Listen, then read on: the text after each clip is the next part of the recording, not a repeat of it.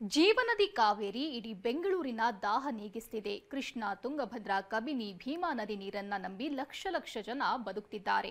ಆದರೆ ಇದೇ ನದಿಗಳ ನೀರು ಕುಡಿಯೋಕೆ ಇರಲಿ, ಬಳಸೋದಕ್ಕೂ ಯೋಗ್ಯವಲ್ಲ ಅನ್ನೋ ಸತ್ಯ ಆತಂಕ ಮೂಡಿಸಿದೆ. ರಾಜ್ಯದ 12 ನದಿಗಳ ನೀರು ಡೇಂಜರ್ ಡೇಂಜರ್. ಜೀವನದಿ ಕಾವೇರಿಯು ಕುಡಿಯಲು ಯೋಗ್ಯವಲ್ಲ.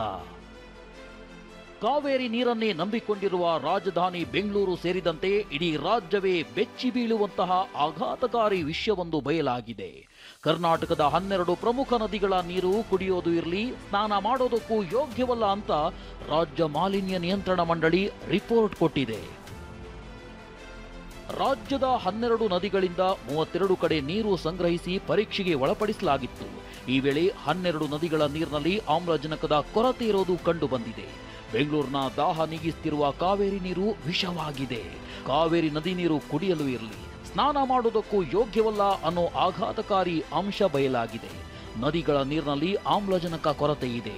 ಬಯೋಕೆಮಿಕಲ್ ಆಕ್ಸಿಜನ್, ಕೋಳಿಫಾರ್ಮ್ ಬ್ಯಾಕ್ಟೀರಿಯಾ ಪತ್ತೆಯಾಗಿದೆ. ಕೈಗಾರಿಕೆಗಳ ನೀರು ಮತ್ತು ತ್ಯಾಜ್ಯ ಸೇರಿ 12 ನದಿಗಳ ನೀರು ಮಲಿನವಾಗಿದೆ ಅಂತ ರಾಜ್ಯ ಮಾಲಿನ್ಯ ನಿಯಂತ್ರಣ ಮಂಡಳಿ ವರದಿ ನೀಡಿದೆ.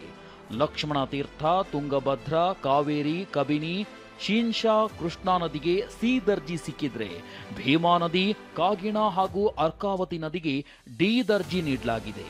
ನೇತ್ರಾವತಿ ನದಿ ನೀರಿಗೆ ಮಾತ್ರ ಬಿ ದರ್ಜಿ ಸಿಕ್ಕಿದೆ.